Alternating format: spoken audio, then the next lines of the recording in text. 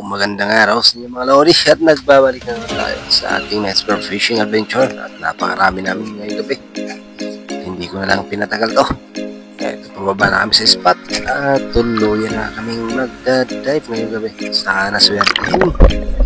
So eto, dive na tayo mga lods. Shoutout pa sa ating 27,600 plus followers na mga lods. At ito yung unang nahuli natin. Isang bago. Ayun, hindi pa tinamaan pero eto lang siya. Sa pool kang isda ka. At na-stack pa nga yung ating shaft.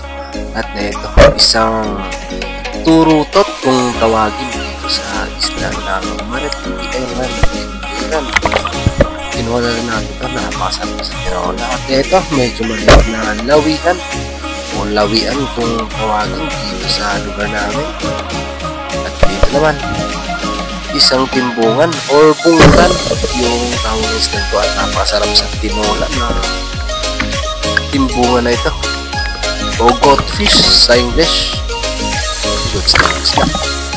At dito naman tayo again yung stone shot. Meron pa tayong nakikita isa, babalikan natin yan. At ito siya, lumipat na siya ng pwesto mga lods kasi nag-reload pa tayo.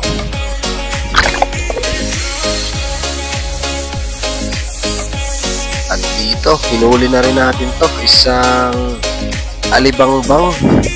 Masarap din to sa inihaw.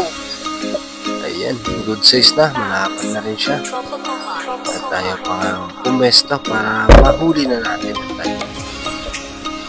At dito naman, isang ilak or danoy kung tawagin dito sa isla.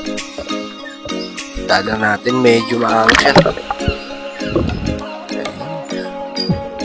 Libre na yung panghapunan natin sa gabing ito. Ito po seat mga lodi.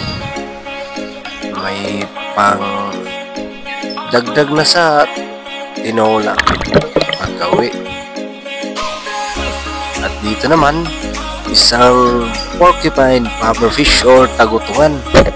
Hinuli ko na rin to kasi ito lang yung last fish na madadala natin pag-uwi. At kumukuha ko nito pag aahon na.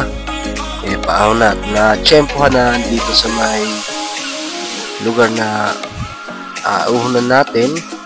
Dadalhin ko na lang yan. Masarap to sa ginataan mga lods. Yan. Lagyan lang to ng malunggay. Ay, goods na. Ginataan ng nyog.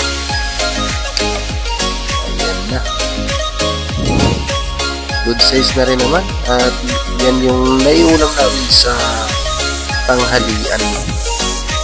Kaya nagkanya-kanya na kami nung pag-uwi. Ako na lang yung nauna. Yan yung huli natin mga lodi.